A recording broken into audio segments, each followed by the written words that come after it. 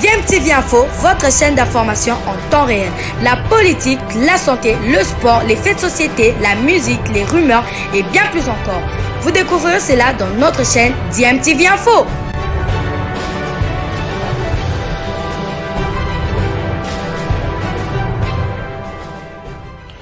Vous êtes sur DMTV, bonjour ou bonsoir, tout dépend de l'heure à laquelle vous nous suivez. Tout plaisir est pour nous de vous retrouver, mais surtout de savoir que vous êtes nombreux en train de suivre votre chaîne YouTube DMTV. DMTV qui vous propose l'actualité, vous propose également des analyses et des réflexions sur des sujets d'actualité, sur des faits sociaux, tout simplement sur des réalités que nous observons ici chez nous en République démocratique du Congo.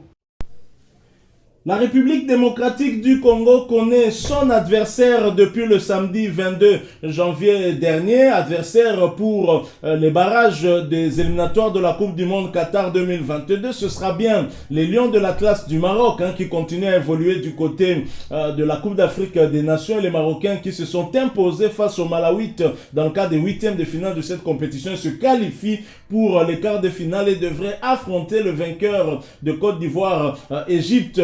Mais la guerre psychologique dans le cadre de cette double confrontation contre les Lions de l'Atlas est bien lancée. RDC et Maroc délocalisés à Alger, ça c'est le tout nouveau rêve de certains Marocains, certainement, puisque c'est à leur avantage. Plusieurs médias arabophones parlent d'une éventuelle délocalisation à Alger du match qui va opposer au mois de mars prochain la sélection de la République démocratique du Congo à celle correspondante du Maroc pour le compte des barrages qualificatifs à la prochaine édition du Mondial Qatar 2022. Selon les mêmes sources, cette éventuelle délocalisation est due à la non-homologation du stade des Martyrs, fief des Léopards. Les instigateurs de cette rumeur ont oublié de dire que le stade des Martyrs a déjà été homologué au standard de la FIFA depuis le 1er octobre dernier et pourra par conséquent donc abriter les matchs internationaux comptant pour les compétitions de la CAF ainsi que celles de la FIFA. Une vraie tempête dans un verre d'eau qui a pour but de déstabiliser la sélection congolaise avant son grand rendez-vous devant le Maroc. La RDC qui cherche à mettre un terme à une longue disette, RDC double champion d'Afrique 68 ainsi que 74, se trouve à 180 minutes seulement d'une seconde participation à une phase finale du mondial. On s'attend donc à ce que des nouveaux joueurs puissent intégrer les rangs de Léopard. On parle notamment de Théo Bongonda, l'ailier de KRC et Genk en Belgique, pour venir renforcer justement les rangs de Léopard dans le cadre de cette double opposition ô combien cruciale pour le futur d'un football de la République démocratique du Congo qui cherche à se repositionner de nouveau sur la scène continentale après avoir manqué de la Coupe d'Afrique des Nations édition 2021 qui se déroule en ce moment même du côté du Cameroun. Alors pour les Congolais, la question n'est pas de savoir si ce match-là va se jouer au stade des Martyrs. On en est presque convaincu. On sait que le match, sauf vraiment revirement de dernière minute, mais la question que le Congolais se pose, est-ce que ce match se jouera avec le public? Jusque-là, les Léopards ont joué sans public, alors que dans la phase des groupes de ces éliminatoires de la Coupe du Monde Qatar 2022, en voyageant, les Léopards ont été confrontés, en tout cas parfois, à des rencontres où les équipes adverses avaient un soutien de leur public, mais ceci n'a pas empêché en tout cas la RDC de prendre les 3 points lors des 2 dernières confrontations, notamment celle en Tanzanie où on a battu les Tanzaniens chez eux et celle d'ici où on a eu à prendre également les 3 points. Alors à cette question, à savoir si les Léopards vont jouer devant leur public dans le cadre de cette double confrontation face aux Marocains, le général Raouz Chaloué, qui se trouve être parmi les officiers de sécurité et de sûreté de la Confédération africaine de football et qui se trouve présentement au Cameroun, où se déroule justement la Coupe d'Afrique des Nations, a répondu à cette question au micro de François-Claude Kaboulo-Mouana-Kaboulo, qui a eu en tout cas à lui poser cette question-là. Je vous propose de l'écouter. Ensuite, nous allons nous retrouver pour poursuivre ce sujet combien intéressant. Suivant le général Raouz, nous nous retrouvons tout de suite après. Général Larousse, vous faites partie de la commission sécurité de la CAF. Ici, à Douala, au Cameroun, la RDC tombe sur le Maroc. Votre point de vue? Pour moi, c'est passable. Hein. C'est passable. On dit toujours ça. Oui, on dit ça, mais il faut du sérieux. Dès qu'on met du sérieux dans le travail, ça sera passable. Ils ne sont pas extraordinaires. Donc c'est nous qui devons mettre du sérieux dans ce qu'on fait et ça sera passable. Vous faites partie de la commission sécurité. Est-ce que le public peut avoir accès au stade le 25 mars?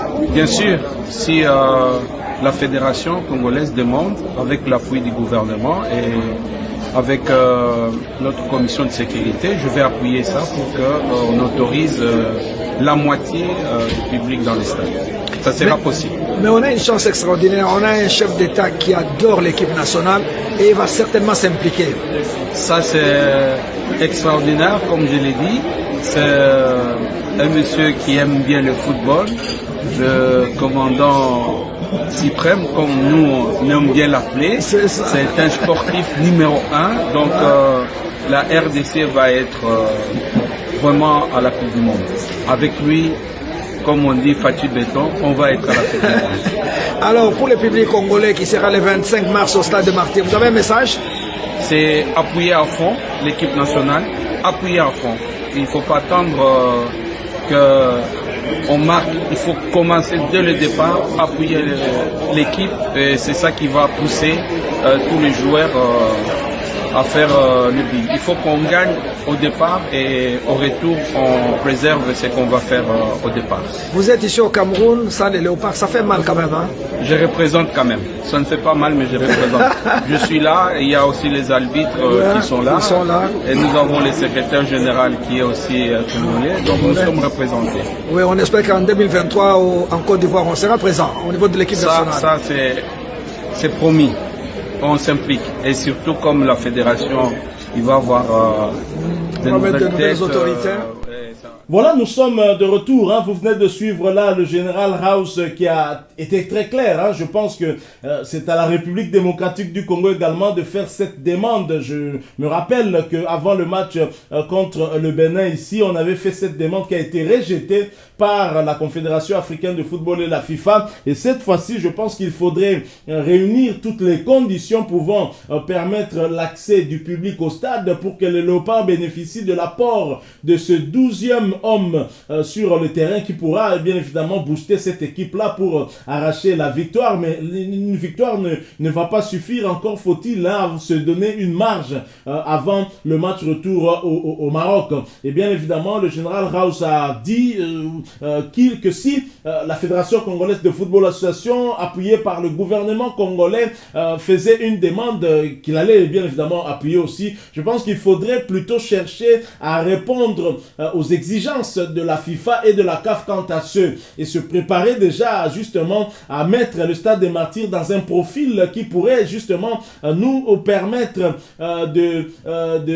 d'avoir cet accord de la FIFA pour que nous ayons du public au stade des Martyrs. Il y a encore des travaux qui sont en cours au stade des Martyrs. Est-ce que ces rumeurs qui courent venant en tout cas des médias arabophones qui voient un match de la République démocratique du Congo contre le Maroc, un pays arabe, se jouer juste à côté du Maroc, disons dans un pays maghrébien tout comme le Maroc, c'est quand même, je pense, un manque de respect aussi à la République démocratique du Congo parce que l'Afrique a 54 États et l'Afrique est subdivisée en tout cas en 4 régions. Nous avons le nord, l'ouest, l'est ainsi que le sud. Pourquoi jouer un match qui devrait se jouer en Afrique centrale, en Afrique du Nord? C'est un rêve, hein, bien évidemment, ils espèrent que ça deviendra réalité, mais on les connaît avec leur manigance, tous ces pays du Maghreb hein, qui vont peut-être chercher à appuyer là où ça pourrait faire mal pour la République démocratique du Congo. Et donc nous devrions nous préparer en conséquence et même mentalement préparer les joueurs afin qu'ils ne soient pas perturbés si jamais il y avait certaines décisions susceptibles en tout cas de nous mettre être mal à l'aise. Je crois que nous allons gagner cette qualification à la Coupe du Monde sur le terrain et les Congolais devront être mentalement forts pour y parvenir. Donc ces rumeurs qui sont lancées, il faudrait quand même les prendre un tout petit peu au sérieux, se renseigner et essayer en tout cas de voir s'il y a des raisons qui pourraient faire que la FIFA se rétracte et revienne sur son ancienne décision. Mais je sais que lorsque la FIFA a accordé à la RDC de jouer son match de la dernière journée ici contre le Bénin, c'était assorti certainement des conditions puisque les travaux n'étaient pas terminés. Et à ce stade, même si c'est vrai que les travaux avancent, on a eu écho dernièrement que les lumières au niveau du stade des Martyrs sont désormais opérationnelles. Le stade des Martyrs en nocturne, c'est OK. Le stade des Martyrs de la Pentecôte peut désormais accueillir des matchs en nocturne. L'aire de jeu désormais éclairée. C'est ce que disait en tout cas Olga Massangou, qui fait partie de l'équipe de communication du ministère des Sports. C'est une bonne chose, nous apprécions, mais il faudrait quand même prendre ces rumeurs au sérieux et essayer de nous mettre, de nous conformer aux exigences de la FIFA afin que le Léopard ne soit pas surpris. On a besoin, mais alors besoin que le public intervienne au stade. On a soif de venir au stade parce que ça fait trop longtemps que les Congolais n'ont pas soutenu leur Léopard. Ils sont des héros, ceux qui ont parvenu en tout cas sans l'appui du public à nous donner le résultat que nous avons avec un entraîneur qui est à peine arrivé.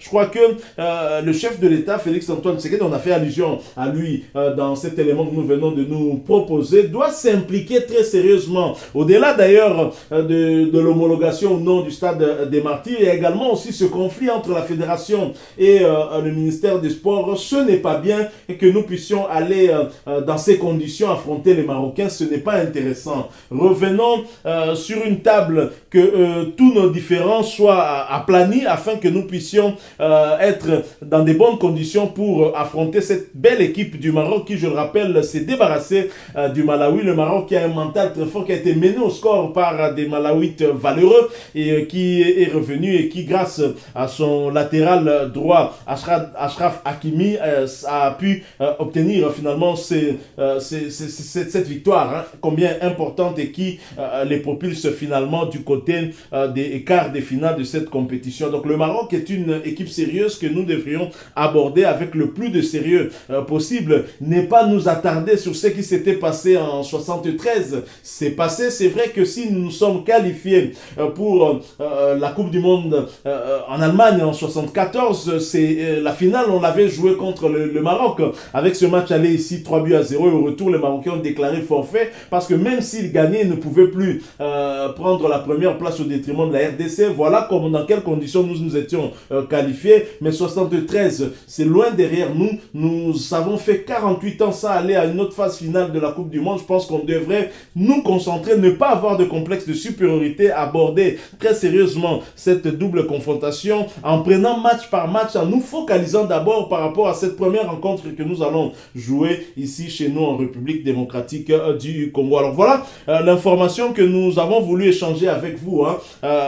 Si vous l'avez aimé, laissez-nous un maximum de j'aime. Merci de partager avec nous aussi votre point de vue en nous les laissant à travers un commentaire. Abonnez-vous si vous êtes nouveau ou ancien et que vous ne vous êtes pas encore abonné sur votre chaîne DMTV. N'oubliez pas d'activer la petite cloche de notification. Encore une fois, merci à vous de nous avoir suivis. On espère vous retrouver bientôt avec un autre sujet d'actualité. En attendant, portez-vous bien et DMTV vous dit au revoir.